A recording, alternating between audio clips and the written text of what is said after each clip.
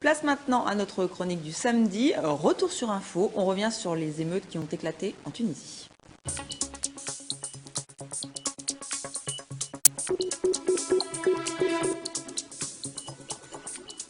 Et ces émeutes ont secoué la région de Sidi Bouzid, c'est dans le centre-ouest de la Tunisie, c'était la semaine dernière.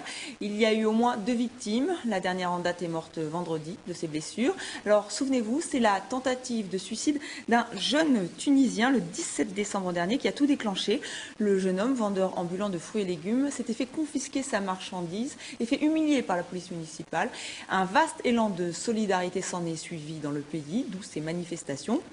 Avec nous sur ce plateau, Céline Benassem. Alors, vous êtes le fondateur du mouvement Birsa, un mouvement citoyen, un mouvement d'opposition aussi.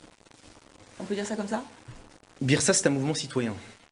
C'est un mouvement citoyen parce que en Tunisie, on nous a expliqué que la politique, c'était des gouvernants qui prenaient les décisions et des gouvernés qui prenaient acte de ces décisions. Un petit peu comme si on nous expliquait qu'il y avait un berger et qu'il y avait des moutons. Et sauf que nous, on considère que nous ne sommes pas des moutons, mais des citoyens, et que nous pouvons collectivement décider de ce qu'on veut faire pour notre pays, ou décider de la manière dont on veut que notre pays progresse. Et c'est pour ça que ce mouvement est un mouvement citoyen. Vous, ce sont des Tunisiens de la diaspora, mais aussi de Tunisie? Ce sont des Tunisiens qui sont partout, en Tunisie et dans les 4 coins de la Tunisie, mais aussi à l'étranger, en France, en Angleterre, aux États-Unis et un petit peu partout. Et donc voilà pourquoi vous êtes sur ce plateau. Donc pour commenter avec nous donc, ces manifestations, on aimerait beaucoup avoir votre point de vue. Déjà, qu'il y ait des manifestations en Tunisie, c'est rare. Et là, il y avait vraiment une dimension politique. Ça vous a surpris? Nous sommes révoltés. Nous sommes révoltés par l'état de délabrement des structures politiques, économiques et sociales dans le pays.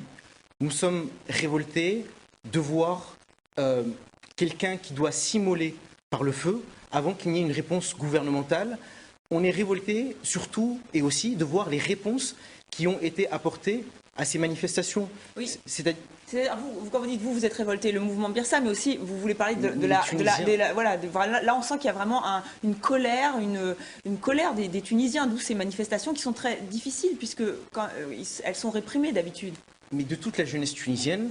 Et elle continue à être réprimée. Oui, elle continue. C'est-à-dire qu'après ces manifestations, la seule réponse qui a été apportée par le gouvernement, c'est un tout petit peu d'argent mis sur la table, comme si on pouvait racheter la dignité des gens et leurs aspirations à des conditions de vie décentes par un chèque. Et il y a eu aussi une répression par la matraque. C'est-à-dire que ce qu'on a compris du discours du président Ben Ali, c'est le prochain qui se suicide, je le tue. Mais le président Ben Ali, qui a vraiment pris en compte ces manifestations, vous pensez qu'il est inquiet puisqu'il est intervenu à la télévision, il a reçu les familles des victimes. Il y a une inquiétude, il sent que son pouvoir peut se fissurer? Alors, je ne suis pas à la place du président Ben Ali, mais j'ose penser qu'il n'est pas inquiet. Parce que, en bon politicien qu'il est, il serait inquiet s'il y avait une véritable force politique qui pourrait canaliser ce mouvement, le catalyser et porter les revendications du peuple pour aboutir à un renversement politique. Parce que là, ce sont des manifestations spontanées. Personne, selon vous, n'est derrière ces manifestations où il y a eu quand même les partis d'opposition qui ont participé. Il faut remercier les partis d'opposition, les membres de Birsa qui ont aussi manifesté sur le terrain et un petit peu partout, en Tunisie et ailleurs. Les partis d'opposition et certains syndicats ont été là, ont été présents. Mais il y a une différence entre sortir et manifester et entre avoir la force nécessaire, suffisante, pour conduire un peuple au pouvoir. Donc vous pensez que ça ne va rien donner? Pour l'instant, non. Et si vous me permettez de préciser ma pensée, ce qui manque fondamentalement en Tunisie, ce qu'on n'a pas, c'est un contrat social. C'est vraiment la première réponse à apporter. C'est-à-dire qu'on nous a privés d'une discussion entre les citoyens pour savoir la direction qu'ils voulaient donner à leur pays. D'un trait, Bourguiba, en accédant au pouvoir, a fait un contrat social qu'il a signé seul et il a décidé de ce qu'il voulait pour les Tunisiens. Ben Ali, en arrivant également au pouvoir, a signé une charte avec des mouvements d'opposition ou des prétendus leaders de l'opposition qui ont décidé à la place du peuple.